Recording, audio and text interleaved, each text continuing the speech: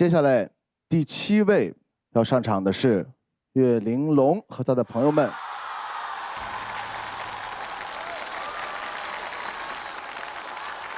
这个女老师好像挺厉害的，在这个圈儿，他们这个里面，是上音的老师吗？徐磊啊，是女高音歌唱家，中国青年女高音歌唱家，美国大都会歌剧院青年艺术家，徐磊。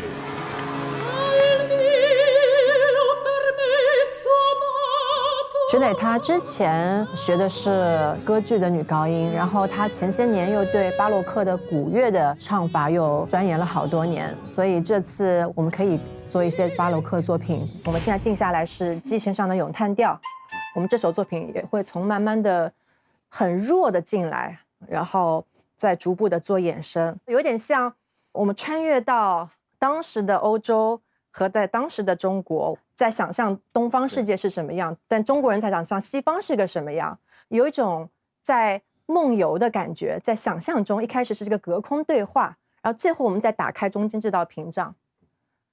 因为我们这个作品没有歌词的，是完全靠纯音乐去表现，呈现给大家的，我希望是一种氛围上的一种满足。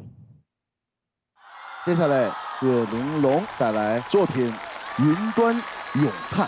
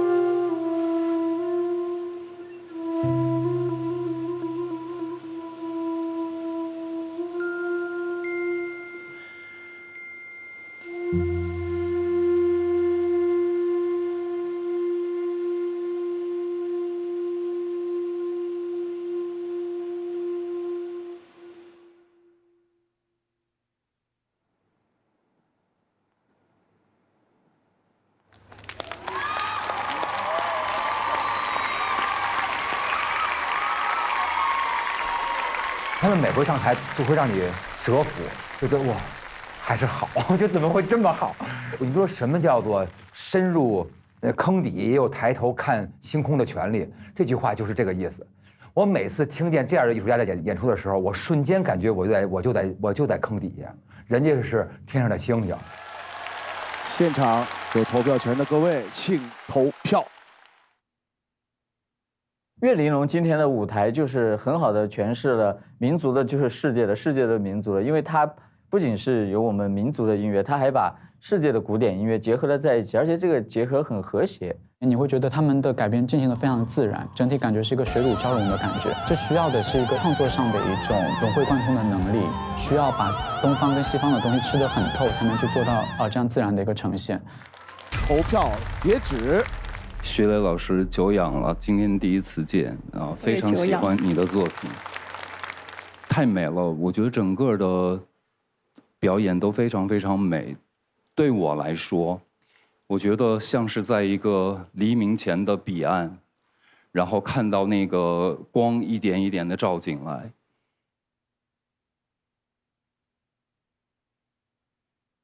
我觉得整首，尤其到后面，我觉得就是波光粼粼。然后 A 段过后的美声和容影的笛子交错在一起的那个段落，我觉得非常非常美。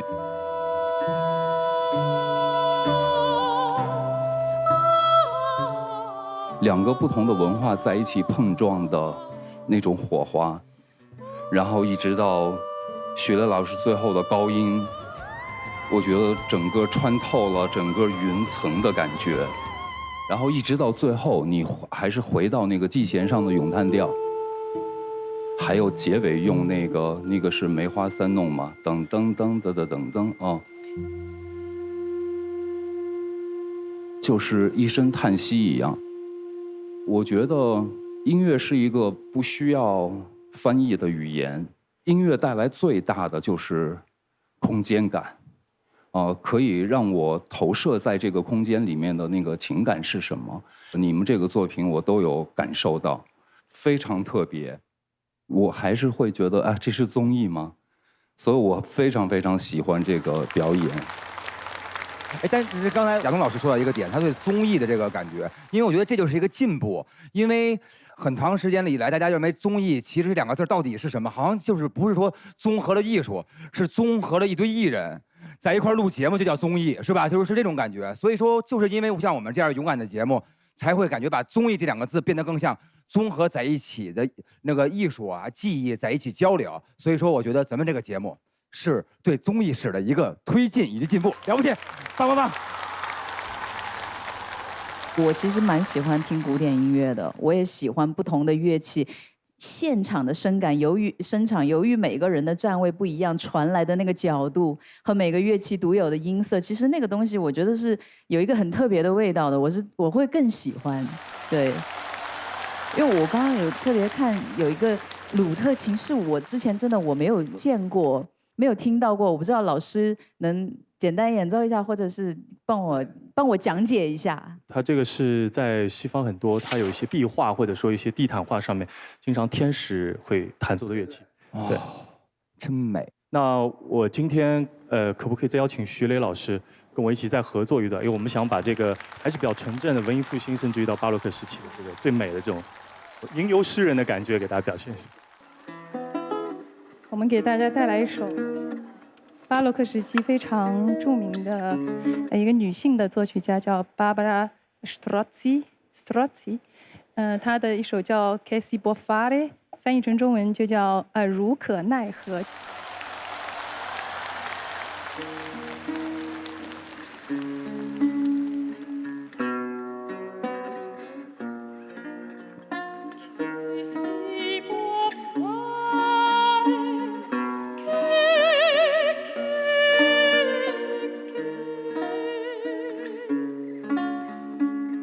Stelle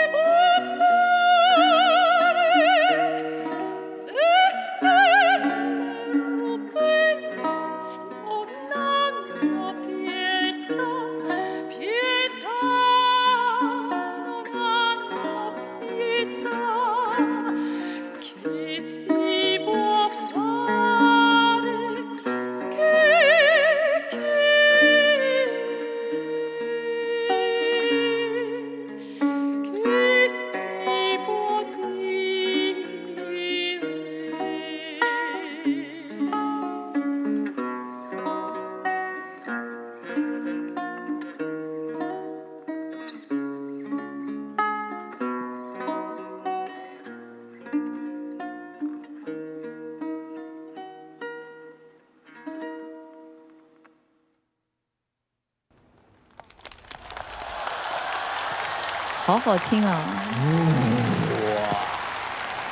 感谢感谢。其实主要像许巍老师，他要在音乐厅演出，肯定不用话筒的，对吗？对，对他们音量太大了。我明白。所以我是觉得架一支话筒在那儿，真的是有的时候都觉得，这个 balance， 对 balance 非常难调，因为鲁特琴的音量它本来就是很柔美，非常暗，所以这个想要调整好这个音量，这真的是一件非常难的事情。那接下来呢，6位乐府令，你们要进行开山的表决了。目前，毛毛、大张伟、薛之谦、亮莹都是还剩2次，赵老师还剩1次，亚东老师还剩3次啊。我应该也开3次吧？没有，你开了4次了。我怎么开那么多呀？你开4次了，你这次再开，你就可以先离场了，都已经。先收工。怎么开那么快？好嘞，孔雀开屏啊，天天。乐府令们，来3、2、1，请表决。好的，岳玲珑媒体投票58票，观众投票68票，以及乐府令加权10票，最终票数为136票。蛮高的。目前场上的最低分是104分，他是阿芙楼，很遗憾，止步于此。让我们首先恭喜岳玲珑暂时进入5强席位，请阿芙楼与他们交换位置。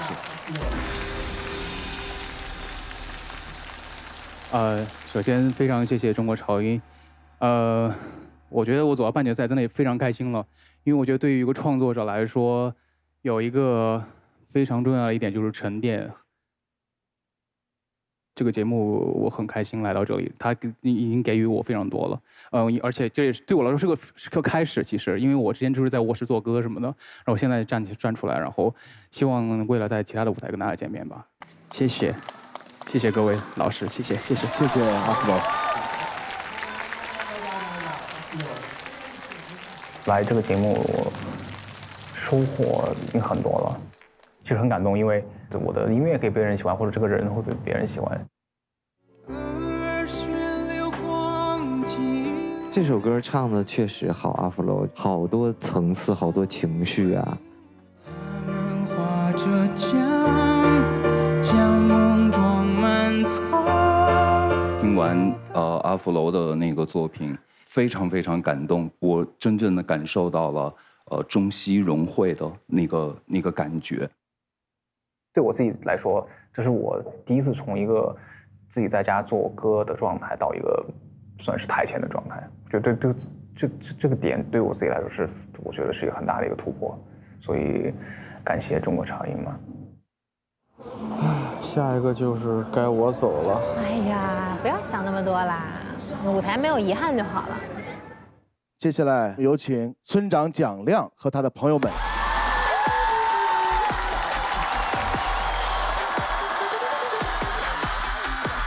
我怎么看到有好几个蒋亮子？蒋亮门，他的村民们，哎，这是个啥呀？哦，那东西反过来是这，它是靠那个底下的眼儿来，是吧？那个腔体来变成音。蒋亮带来作品《哇哩哩》。哦，我听过那哇哩哩，特别好，编的特别对，应该真是。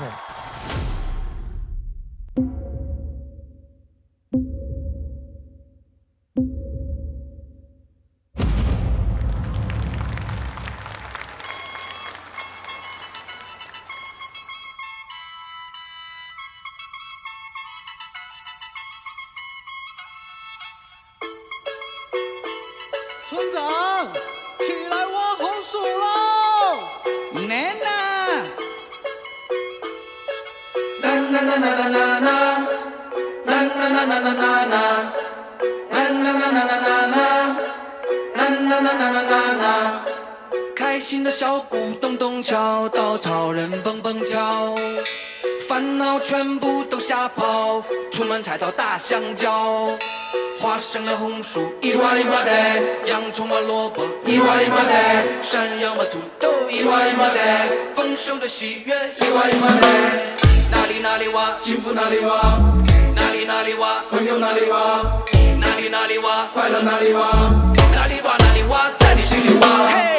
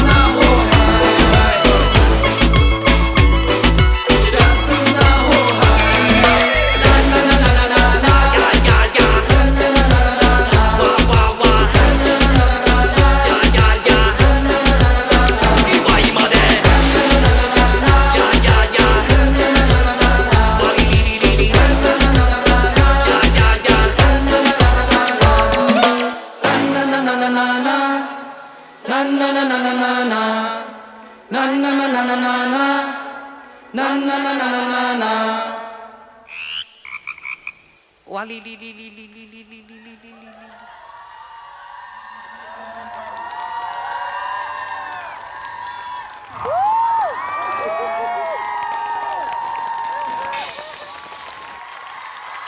哦，好欢乐啊！可爱。村长这个人一家伙，好听啊，真好听，真棒！我听的时候我说好棒，真开心。他唱的时候我一直站起来跳，就是开心。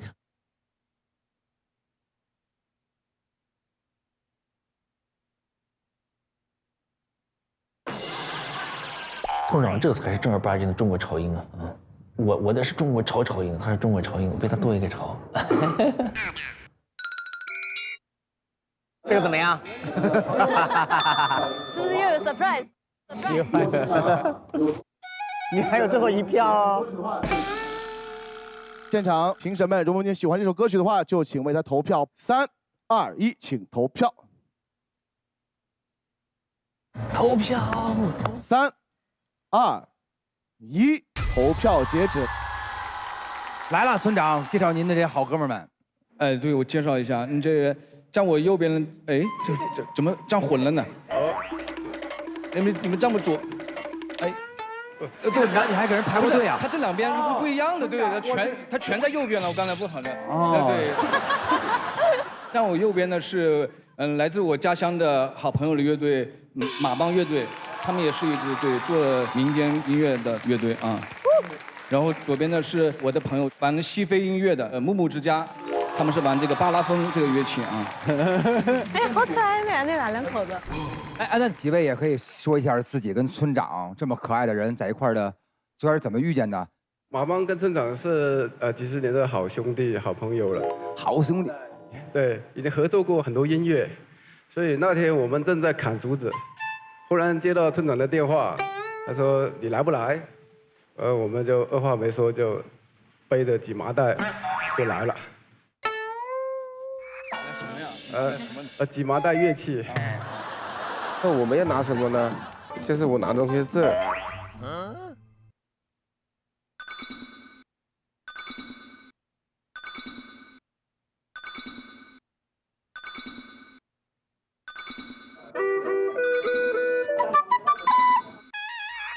光我就带了47公斤了，超重。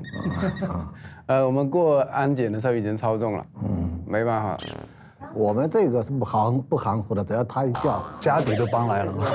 就是2肋插刀顶上来，然后帮一起买的，真的是。啊，那旁边这2位呢？这2位，我们其实上周跟村长还不认识。上周跟村长还不认识。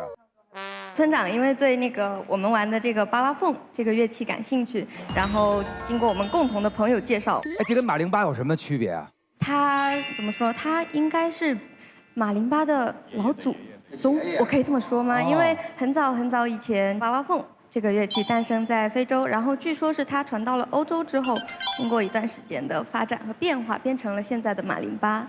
我觉得它就像一个那种加了效果器的马林巴，它底下那个葫芦的那个声音，那个嘚儿嘚儿的那。哦，它底下有哇，那是真的事儿是吧？有点电子音色的感觉。对，因为它感觉是发丝跟比特的那个声嘛，然后所以才会是酷，哇，太酷了，这有点电音的感觉。就是我们感觉这次我们是一个那种地球村的那种概念。虽然马帮它是西南这方向这个山歌的乐队，然后木木他们是玩西非的音乐的，但是在我看来，他们都是根源音乐，就是长在这块土地上面的。他们可能在地球这个可爱的地方，然后他们有个地方是连接着的。我想做的其实就是想让中国的音乐不只是说用中国乐器来表达，能够让世界上的音乐都能去和我们一起玩音乐。我觉得要大家一起玩那种快乐，就是传达这种快乐。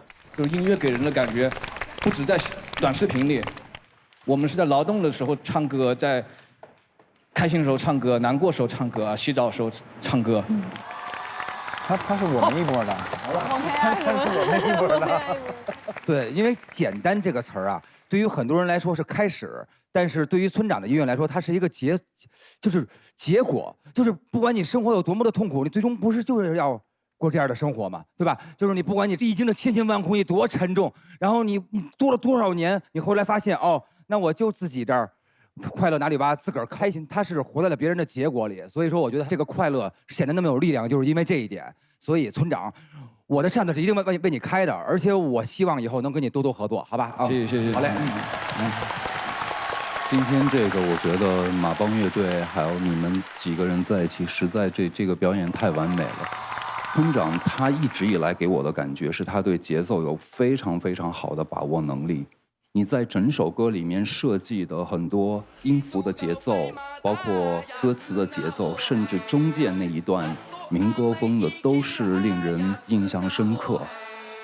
我觉得简单是最难做到的。整首歌你让我现在复述某一个东西的时候，我可能觉得我复述不出来。可是听的时候觉得其实不复杂。这个是你最强的地方，我真的非常非常喜欢这个表演。虽然我只剩2次机会了，我觉得没办法，我一定要给你们。谢谢亚龙老师。我就讲一句，这是今晚最佳。谢谢。对，是目前我最喜欢的。我刚才潘的你也这么说，哇。对。觉得真的很棒，真的很棒，是应该目前我看到就是我最喜欢的了。我这句话说了第2次，阿肖，你给完票就可以早点回去了，就跟你没关系了。对，但我真的要表达，他已经是超过我上一个最佳了。当然上一个最佳还是很棒，可是。不说了，反正就这样吧。我一定给。我虽然只有1票，但是我这个是忍不住的，这肯定要给的。非常喜欢，非常喜欢。谢谢。展亮老师，每回演完出都被这么夸，开心吗？开心挺开心的，但是呢，就是上回你说帮我写首那个什么的歌，你有一期如果您一直在的话，我能唱一首跟你征婚的歌吗？我这太感谢了，那太棒，就40多，对啊，很着急。你不知道你还会不会去做？赶紧开扇了，再跟我聊天不开了啊！开。好，来，岳父令们手里的票越来越少了，但是后面还没有出场的人也不少。我还有2票。这么优秀你不给？后面还有4组哎。是的，因为后边还有好多好厉害的人。后面还有诡辩、宋雨宁、裁缝铺、哇塞！尖叫缓解压力。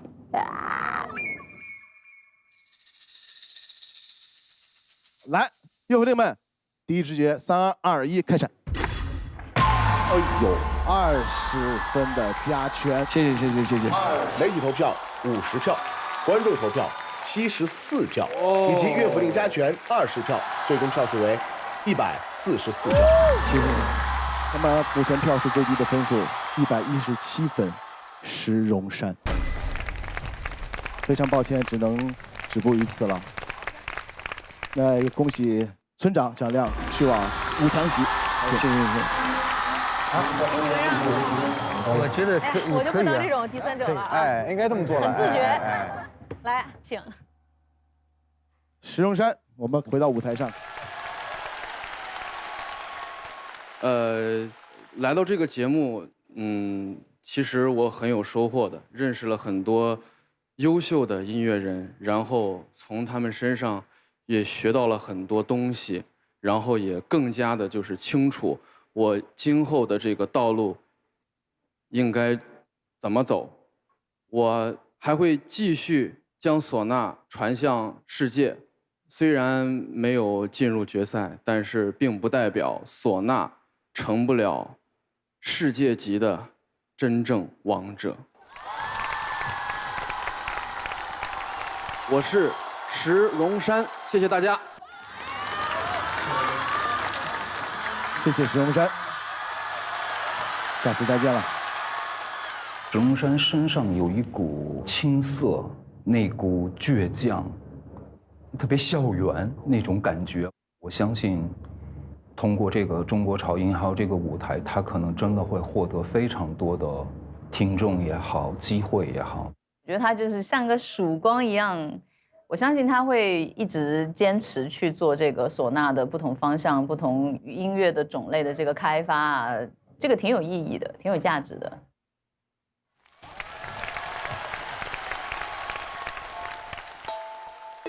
我觉得还蛮紧张的，因为大家都太优秀了，感觉就像坐在一个带针的那个垫儿上，就随时你要站起来，你知道吗？接下来有请诡辩和他的朋友们。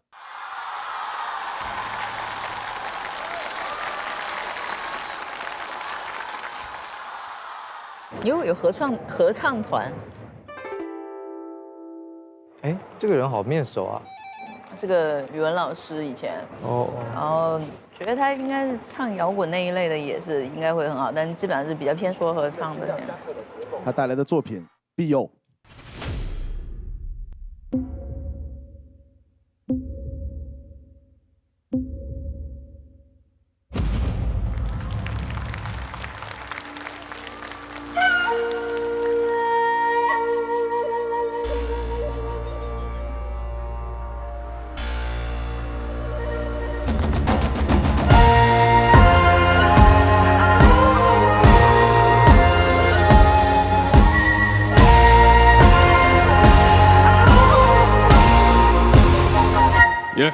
我祈求天给我点通俗粗暴的时间，把恨给远放一边，别让恶魔冲了脸，这世道变得很贱，容易刺伤人的眼睛是一片是烟点，谁给你种下的种子，就会长出谁想要的善恶果实。外面的风言风语是人一个弱势，要伤害一个人有无数种个模式，但保护自己总是找不到个合适。我怕我身上太多刺，你不敢拥抱我，像是个如果灵魂过于赤裸，恶魔便因此会吃很多你不知道的事。我才会对你说没事。这一半肃杀，有一半花露啊，等岁月来孵化我脆弱骨呀。这一生该猪头，一人会哭，这一世就杀那不朽的人。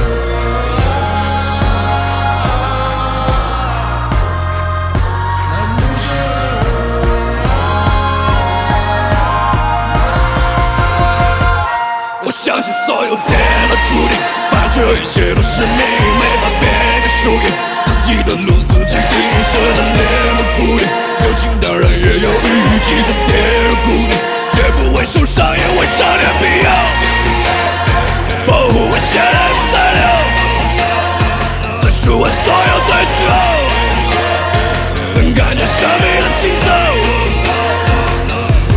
伤点必要。保护你现在不再留，在世界上的你之后，一个人永远带着走。世人的感情已经生锈，可何必钢筋水泥还要深厚？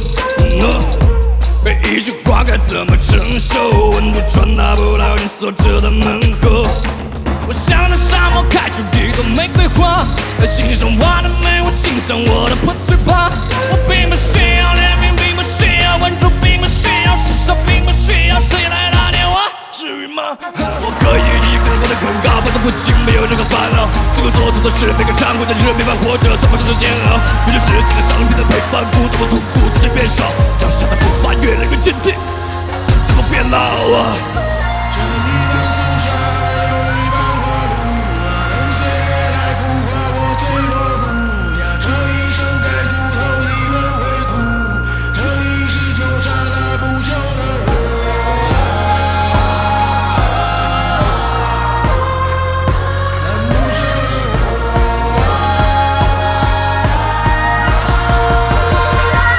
我相信所有天的注定，反正一切都是命，没法变个输赢，自己的路自己定，舍得练的固定，有情当然也有雨，即使跌入谷底，也不会受伤，因为伤点必要。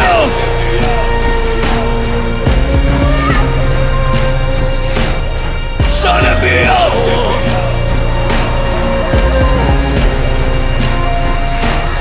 伤点必要。我现在不再留，伤点必要，你现在不再留。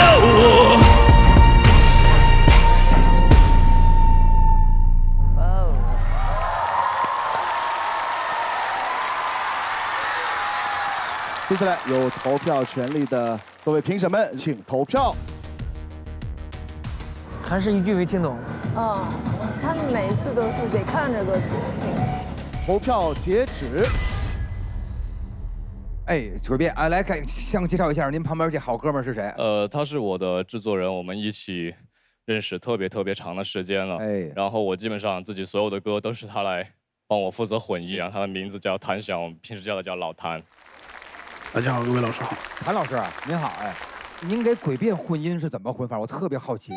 低频肯定还是要切掉一点嘛，稍微留一点点中低频的质感出来，然后加一点失真。他还要再加失真是吧？对，还要加。我是高，我再高，因为鬼变我真的好想给你录音呢，就是因为他对混音是一个挑战，然后因为鬼变每次那个唱歌舞台上他就是迷人加过瘾，是吧？你就感觉他唱歌的时候那个声儿那个气场，感觉整个就炸了场子。我觉得今天这个演出。绝对就是靠谱。哎呦，你真的，你一边演我一边觉得我这扇子，哎呀，怎么办？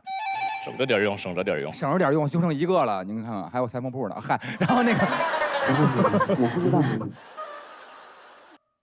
你说，你知道我现在在干嘛吗？我在看后面人的那些词曲什么的，我在犹豫这次要不要给。等一下，我想问你，你现在后不后悔啊？后悔什么？你是不是又 surprise 了？没有啊，但是还是厉害，还是好听。你没票了，但是你难不难受？没票没关系，没票没压力啊。哎，有道理哦。对啊。其实我觉得这个胡雪松老师是吗？那个我觉得啊，你应该更适合摇滚。说对。嗨，我跟你说多了。800多回了。我有共鸣的话，我再继续说，因为我觉得其实整个都很好，我觉得可以拿掉一点我们大家常看到嘻哈的样子。在我外行人来看，我会觉得大部分的人好像都一样，但是今天你的声音不一样，所以我特别肯定的是说，要么把那些嘻哈的样子稍微去掉一点点，或是直接来唱摇滚吧。这是我的想法。我觉得就是你今天说这个是一个我一直想跟你说，但是我不好意思说，终于有人提这头了。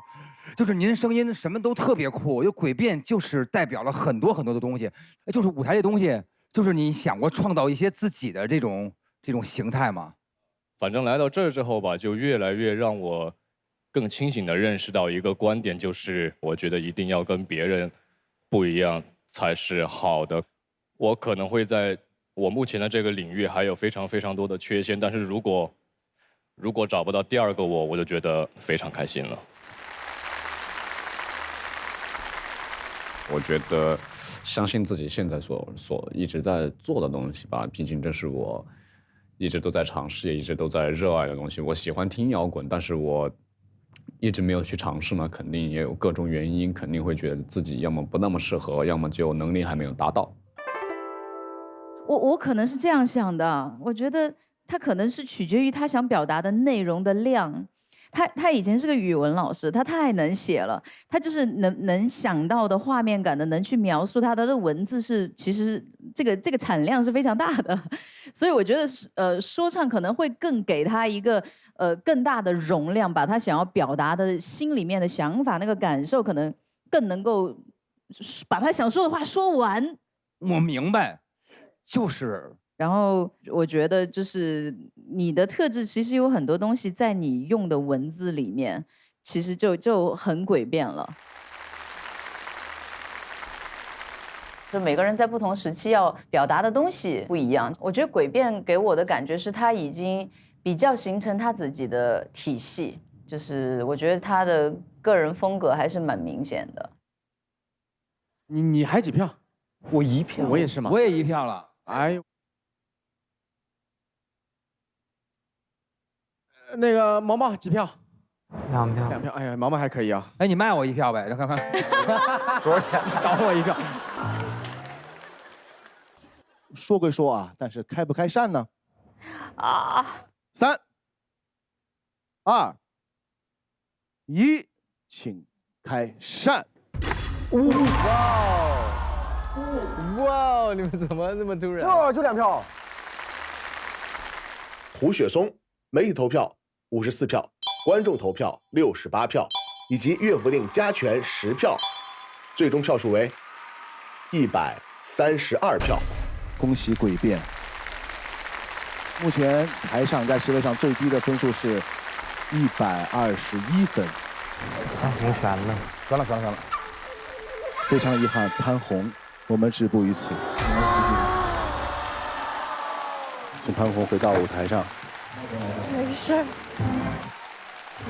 呀，老潘没了。请潘虹来到。我们是。我的天。其实好像没有什么有留什么遗憾。要遗憾的话，可能就是在表达上面。对，然后谢谢这段时期工作人员的照顾。然后也谢谢老师们，谢谢大众评委老师们，也谢谢观众。然后就是我会继续好好唱我的歌，对，谢谢。小邦达，他永远都那么乐天派，真的多好哎！哎，潘虹加油！你们继续加油啊！在这边，我跟着这么多优秀的制作人啊、选手啊、歌手啊、舞者啊，他们在一起，我觉得我也受到了他们的熏陶。每个人都很喜欢你的声音，以及都了解你有多能唱。虽然这首歌结束了，但是给人的感觉就是意犹未尽。完成度非常高，它真的是可以超越所谓的实验性了什么的。潘虹同学，你唱歌只有2个字，叫放心。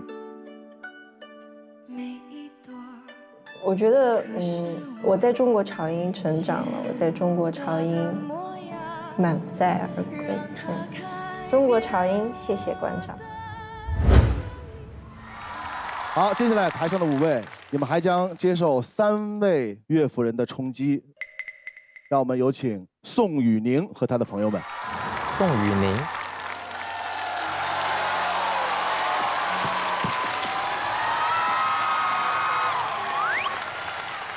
宋雨宁在干嘛？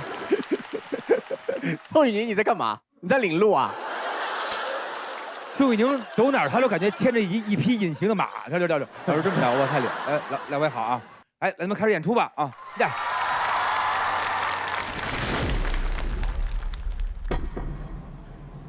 我这次选择的曲子是我自己写的原创作品《比克》。这首歌其实是我曾经看过一个故事，就是有一个老爷爷他得了阿尔兹海默症，然后他每天早上都会起来去花园里摘一朵小花，回来送给看护他的那个奶奶。然后他孙女就说：“哎，你在干嘛呀，爷爷？”“我要去给那个漂亮姑娘送花，让她喜欢我。”就是这样的一个故事。然后我就觉得特别温馨，所以这次到了半决赛，我邀请的是咱们中国的青年钢琴家薛听哲老师。这首作品只有一个钢琴和一个人，也有一些借鉴一些古典的一些因素，然后让大家体会到一些不太一样的感觉。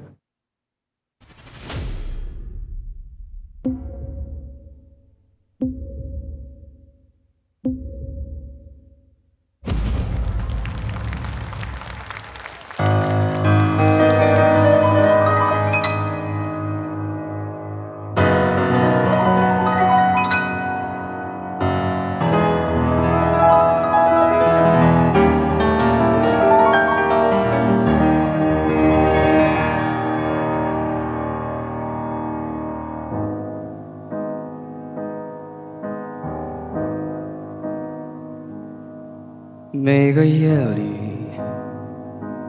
灵魂最活跃的时刻，拼命的回忆，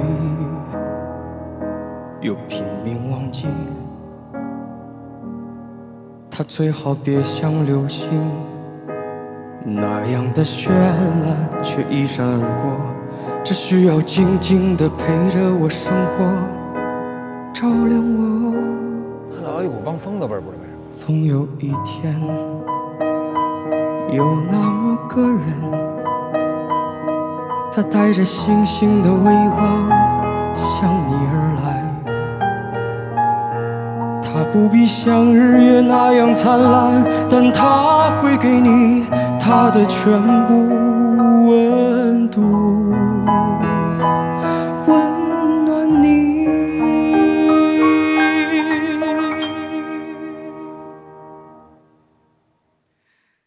他不会在某个破晓离开这里，让你疯狂寻找。我宁愿放弃一切，再放弃记忆，在每一次相遇。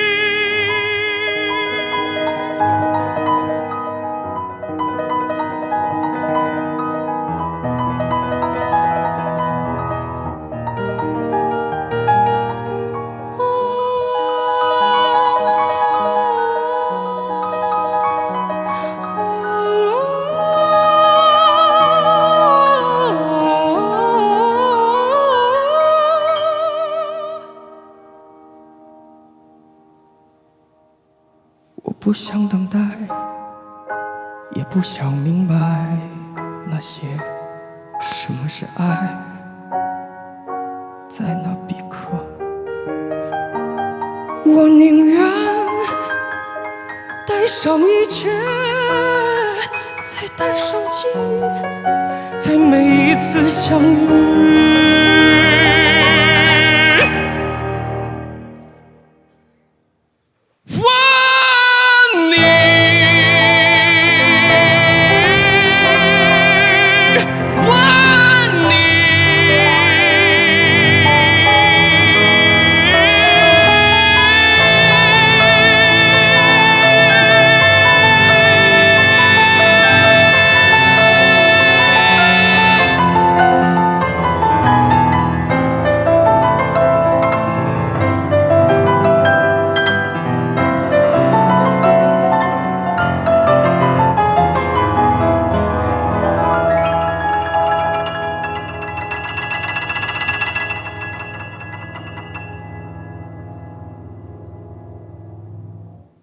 月光。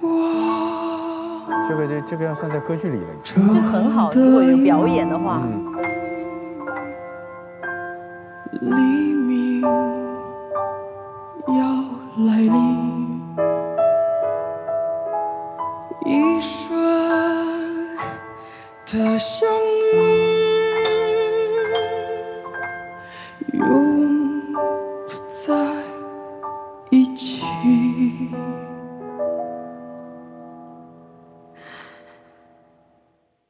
那就问你。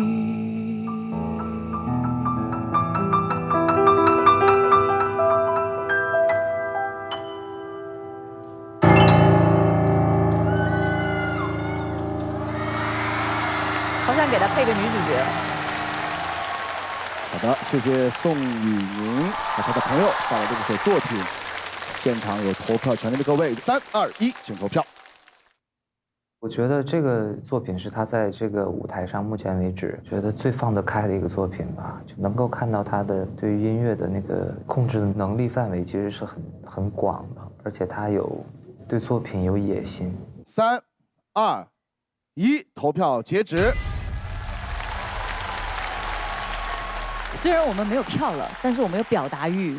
我突然脑子里有个画面感啊，对不起，我要先说了。来吧，我就感觉刚刚那个宋雨宁唱的时候，他应该是半蹲在地上，手里抱着女主角，女主角正口吐鲜血。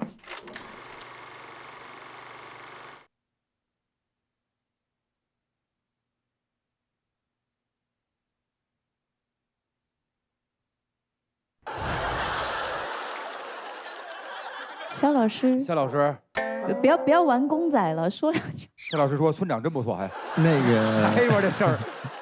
肖老师，您还记得我吗？肖老师，您还记得2015年最美和声台上晕倒的那个学员吗？宋雨宁，这个时候，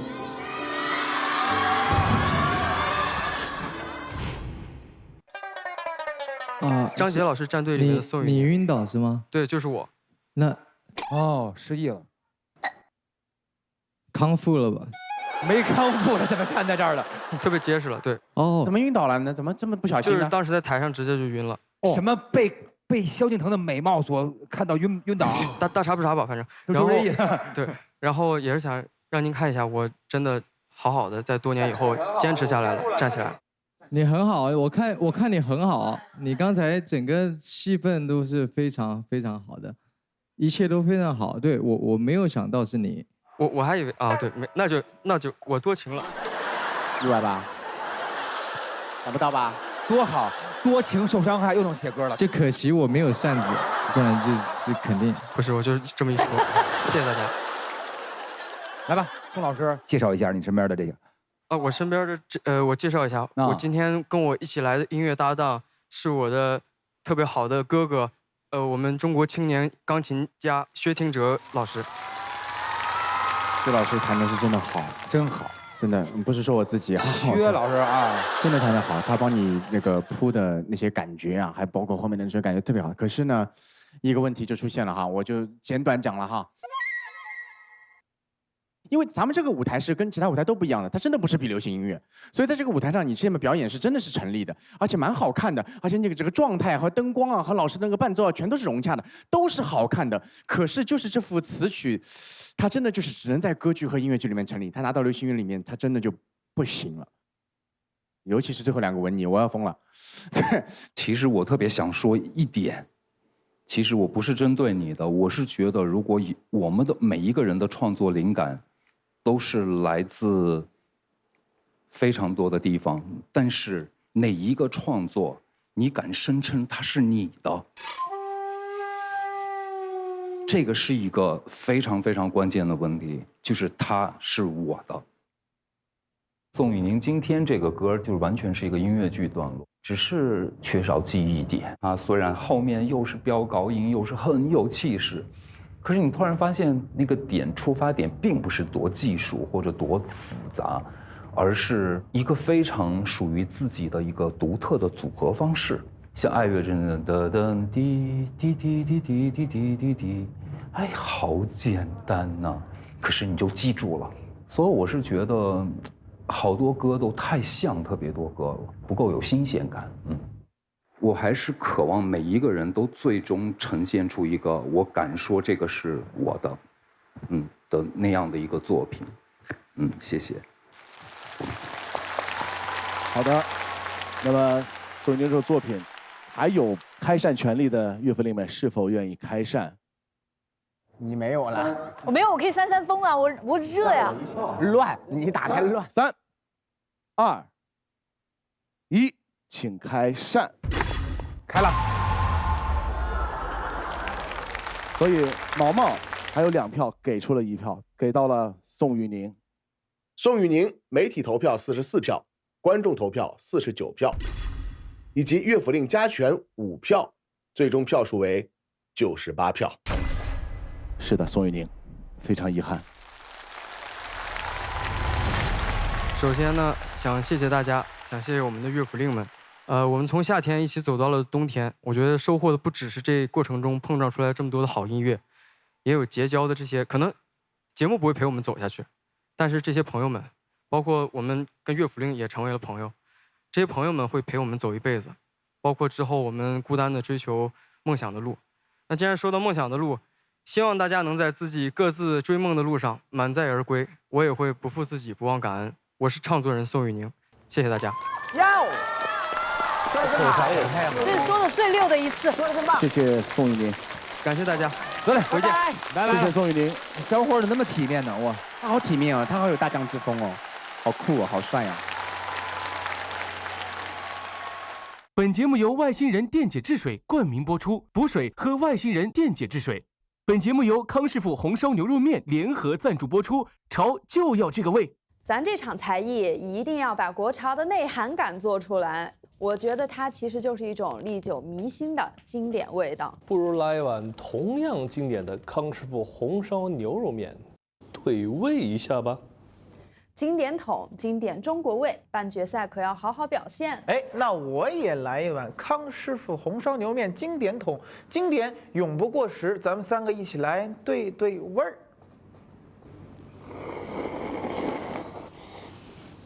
经典就要这个味道。来，让我们一起加个油吧。潮就要这个味。接下来有请裁缝铺和他的朋友们。裁缝铺啦，最关键的来了，耶！哇哦，有点京剧那感觉。一时间竟然分不出哪个是朋友。大家好，我叫李舒婷，现在是上海音乐学院研究生。我的专业是竹笛。我是因为在网上看到了他们的签面，这个乐队的想法啊，然后包括创意都特别的 nice， 然后我就以一个粉丝的心态私信了我们的制作人老师，没想到居然回复了，就加了微信，然后就认识了。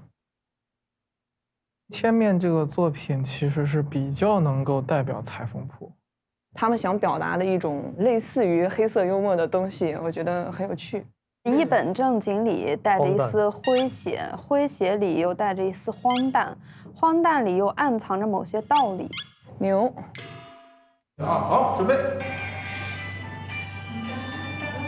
来，5、6、7，往前走。1、2、3，来，准备往后唱。来，1、2、3、4。哎，好。夏儿，您看我们刚刚这个整体 OK。整体律动的话，动作是对的，然后就是熟练度啊、整齐度的话，我们可以再多练习一下。熟练度啊 ，OK， 好。动作的话没有。明白。那个，哎，对我来连一下啊。看看。好，准备。5、6、7、8。这个 OK， 行好。Hi Siri， 暂停。唱唱起唱起，1、2、3，来。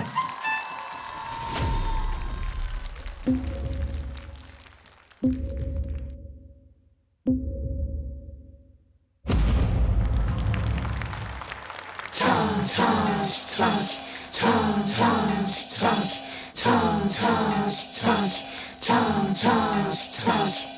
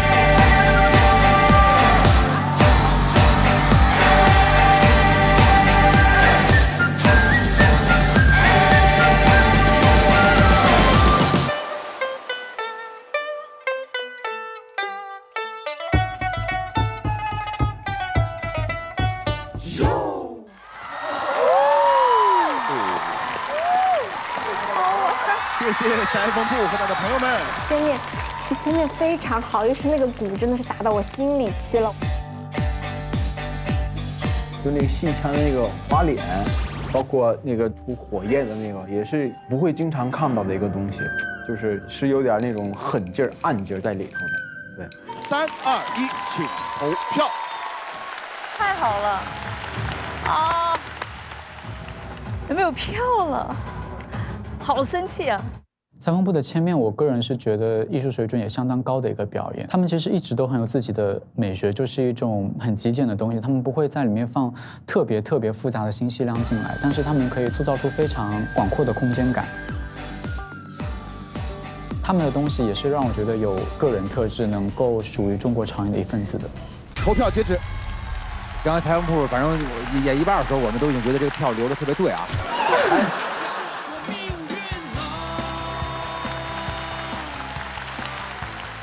这个歌呢，它在表达的是，对，这首音乐的名字叫做《千面》，然后它是一首纯音乐。我的灵感捕捉是来源于中国的非物质文化遗产，然后它的名字叫傩面、傩戏，然后也是传统的地方的民间的戏曲种之一。就是在我看来，其实我想，捕捉的是一种智慧，就是在那样一个时代，那些人没有什么网络，没有什么参照的东西，他们怎么能想象出来这些造型？然后刚好碰到一位老师，跟他有聊完以后特别感兴趣，然后回去以后就写了前面琵琶的第一句旋律，然后后面就延展了整首音乐。对，因为我就是因为太喜欢你们了，我还专门查你们的这个歌，然后我觉得视觉上面很特别。今天看到是这首歌的时候，我其实原本有一个担忧，我会怕说现场没有这么精准的去捕捉视觉上面的东西，会不会弱于那个视频的感觉？但我想说，今天这个表演，这是我今天的今日最佳。谢谢。太喜欢了，谢谢。只有一个地方，就是最右面那位大叔又跳错步伐了。他们所有人正面的，他又跳了一个侧面，自己没反应过来。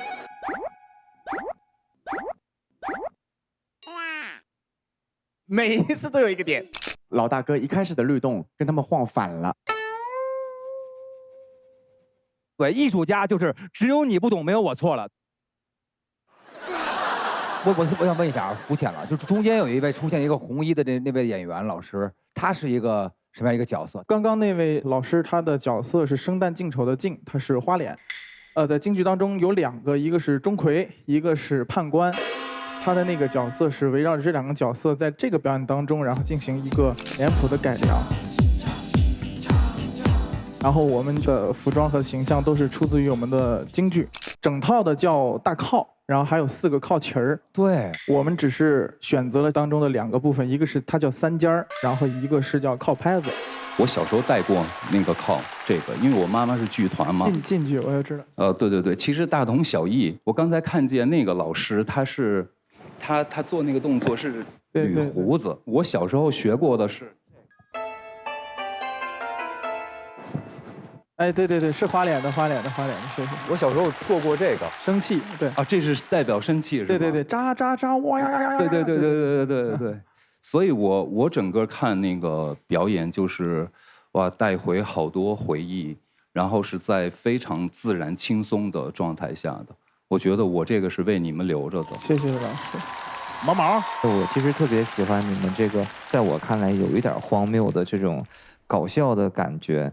因为它确实是太特别了，在这个舞台上，而且我觉得特别勇敢的一点就是你们敢于去拿我们传统的元素去进行有趣的发挥，哇，高级！就是因为很多我们觉得传统元素可能它有一套自己的古老的东西，但是留给我们去发挥的空间可能不大。但我卢迪老师是因为他有很深厚的戏曲的基础，所以他能够对这些东西信手拈来。我觉得这个也是裁缝铺带给这个舞台特别不一样的东西。谢谢你们，谢谢。其实作为我自己来讲，正因为也是巧了，我学戏曲之后呢，我会慢慢从它的中间去找到一些怎么讲文化自信的那个部分，就是希望大家能够喜欢这样的东西，然后从这儿能获取一些知识点或者是信息什么的。谢谢。好的，裁缝部的千面有开扇权的乐府令们是否开扇呢3、2、1，3票。谢老师，谢谢。裁缝铺媒体投票56票，观众投票70票，以及乐府令加权15票，最终票数为141票。谢谢。场上最低的分数是130分，非常遗憾 ，Panda。恭喜裁缝铺晋级，请跟 Panda 互换座位。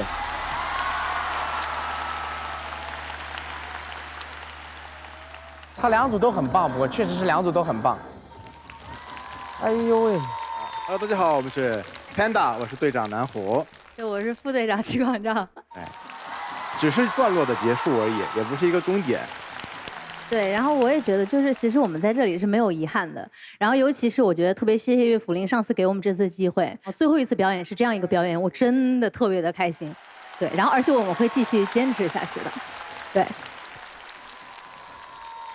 Panda 特别棒，他们就是但凡有机会就把他们那个朝鲜族的那种东西往里搁，他尊重那个本来的那个文化，这是在根儿上质的不同。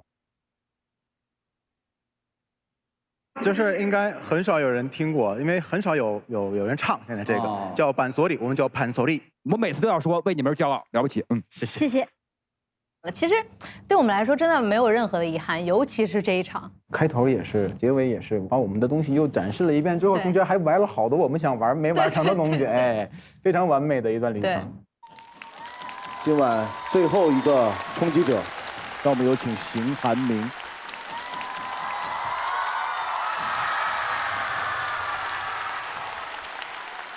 大家好，我是中国潮音的新朋友郭庆。你们是什么关系啊？就是一见如故的关系。看你飞远去，看你离我而去，原来你生来就属于天机。让你来帮我唱，结果我还淘汰了，会不会对你造成负担？不会的，我应该是有压力的人，因为我是来帮你的。现在就专注在怎么唱好歌就行了。对，留下一个好的作品垫。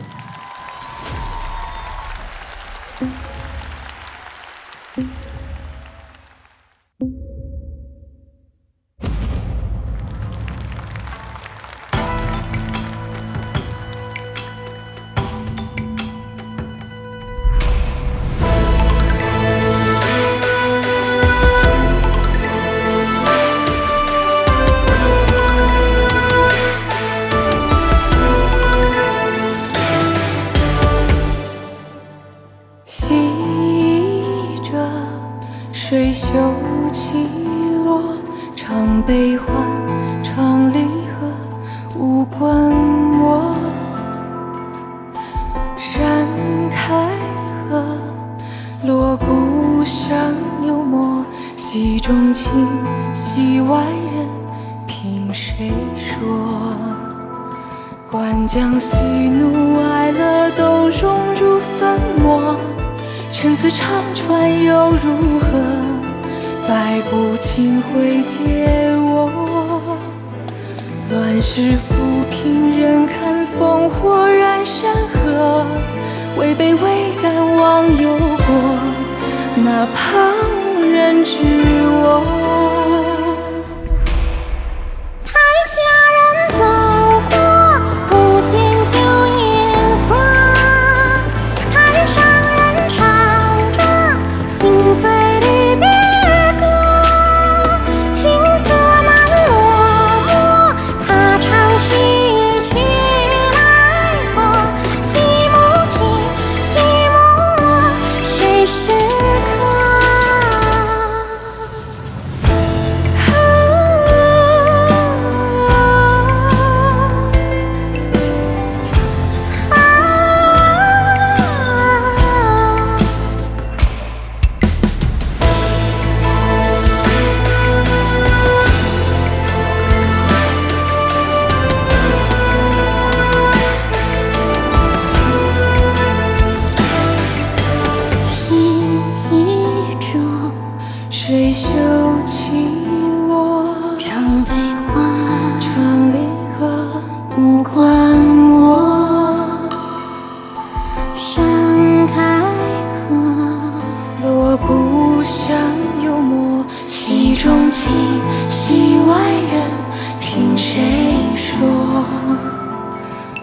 将喜怒哀乐都藏入粉墨，陈词长传又如何？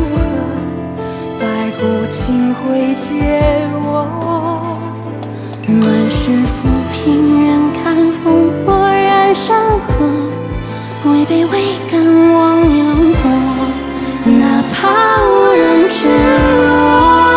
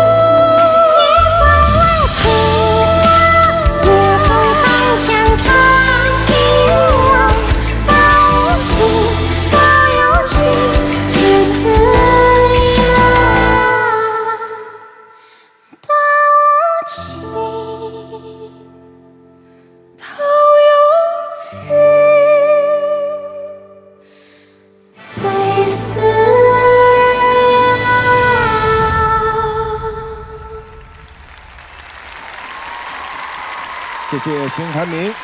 如果喜欢这个作品的话，请投票；不喜欢可以不投。3、2、1。歌感觉不是太适合邢涵明的样子。哎。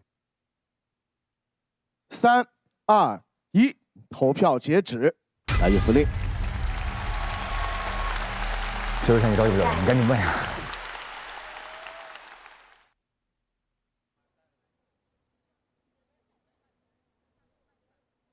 来呀，毛毛！别说了，不说了，不说了，不说了。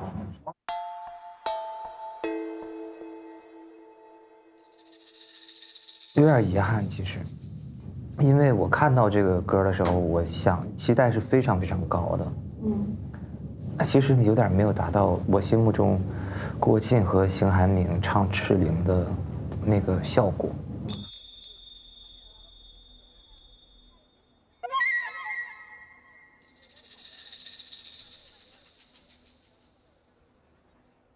我说两句吧，很简单。我觉得听你们的唱，你们都是基本功非常的好，以及各自的音色特质都非常的够的状况。这首歌的话，我觉得用戏腔 OK， 但是戏腔的段落如果再少一点，再多一些你自己本身音色的那个质感出来，我觉得可能会更好。对。然后另外，我觉得这首歌即使没有其他的乐手在台上的话，可能得有那个角儿的感觉。谢谢老师。就是邢涵明，你的声音里面有一个东西是所有人没有的，是我反正在之前我听到这么多人唱歌里面都没有。你的声音里有一个特质，但在这首歌里面，就因为可能你唱的这个戏腔，这个特质没有出现。对。哎，因为没有了岳福令的加权，邢涵明的分数，媒体投票52票，观众投票55票，最终票数为107票。非常遗憾。加油！谢谢大家，谢谢岳福令，谢谢反正就是谢谢大家。拜拜。没有发挥好，我肯定是对不起这张票的。对，我觉得他可以再讲我一些不好，就是把我最真实的东西讲出来，我都会吸收，不要太看在说就是想要安慰我的份上。其实他们是好意的，我是能够知道他们的意思的。你只有唱不好了，你才能够成长。其实邢涵明我也喜欢，我觉得邢涵明唱的一直非常非常好。邢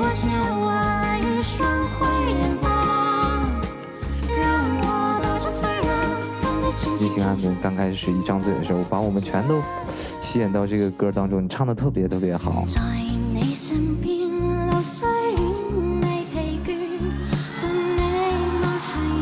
大家那个期待已经变得很高了，但是潮音里太多有创意的人了，他们能把非常简单的东西玩得非常特别，所以这种标志型的东西反而非常吃亏。怎么说也是遗憾吧。台上的5位，恭喜大家成功晋级。诡辩总分132分，岳玲珑总分136分，裁缝铺总分141分，蒋亮总分144分，张嘎怂总分155分，我们的最高票。哇，嘎怂现在有王者风范了哈！再次恭喜各位晋级的选手，经过激烈的角逐，大家体力、脑力都会很大消耗。如果你感觉身体没电，可以马上来瓶外星人电解质水，连喝5大口，再唱2小时，给身体充电。喝外星人电解质水，中国超音总决赛，加油！接下来有请特邀乐府令萧敬腾为我们带来最后一首歌《彼得潘》。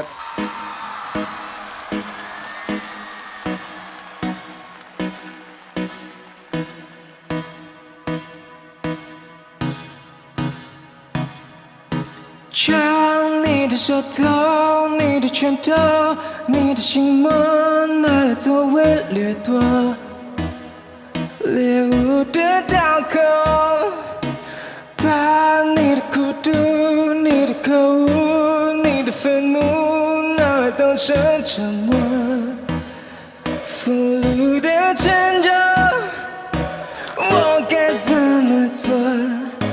又该怎么过这一池河水？祈祷着自己可以勇敢长大，陌生世界里不再出场，黑暗迷途中找出光亮，不躲藏。什么不代表我接受？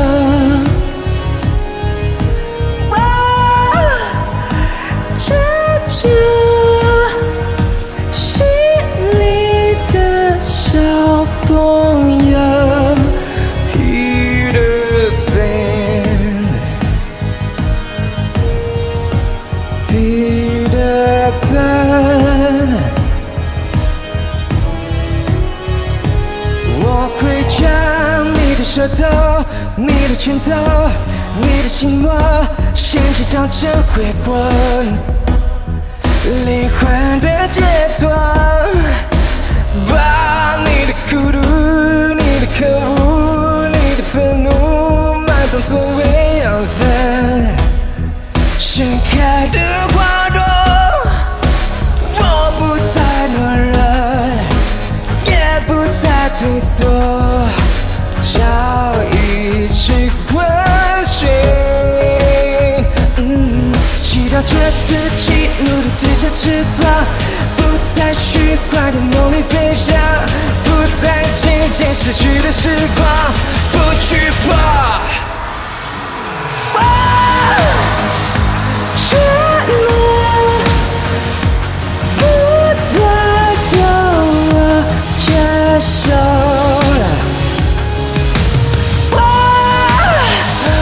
这就心里的小朋友 Peter Pan Peter Pan Peter Pan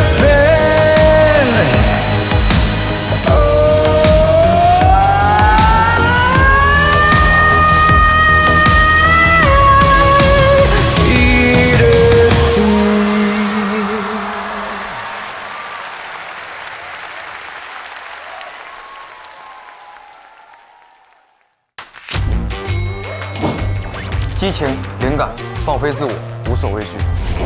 要坚持到最后，做最好的自己。每一次晋级都是新的开始，加油！累呀，但是和这么多优秀的人在一起，值。在这里看见了彼此发光的样子。在这儿的每一天，有一桶面才算完整，味道对了。超英的记忆怎么能少得了它？康师傅红烧牛肉面，炒就要这个味。欢迎各位来到外星人电解质水中国潮音年度盛典的现场。今天也是我们中国潮音5强争夺年度最佳国潮音乐人荣耀的最后一站了。时间过得好快，不知不觉已经到了总决赛。希望你们为中国潮音走得更远更好，一起加油出力。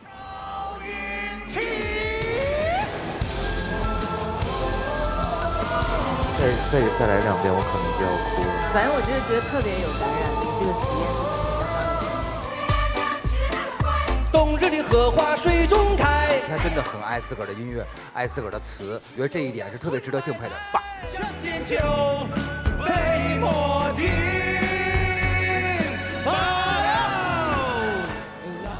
有一些东西还是没有变，我就特别感动。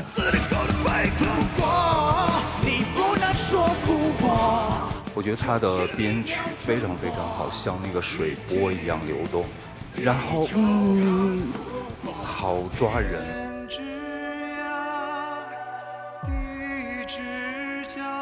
我真的觉得意犹未尽，意犹未尽。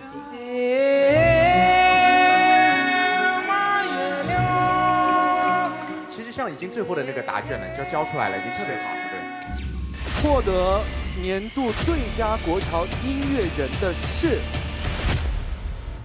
今天是新年特辑，印象当中小的时候过年最期待的是什么事儿？收红包。哎，现在红包可以用花呗给吗？我小时候过节最喜欢表演节目。潮音灯会集市，大家可以猜一个谜语。你汤临头，毛不易，就是说那个头发非常的容易。那大家平时过年都是在家里吗？30那天不见着我妈，我感觉我这一年都过不好，所以每回春晚叫我过去啊，我真的就是很牵强。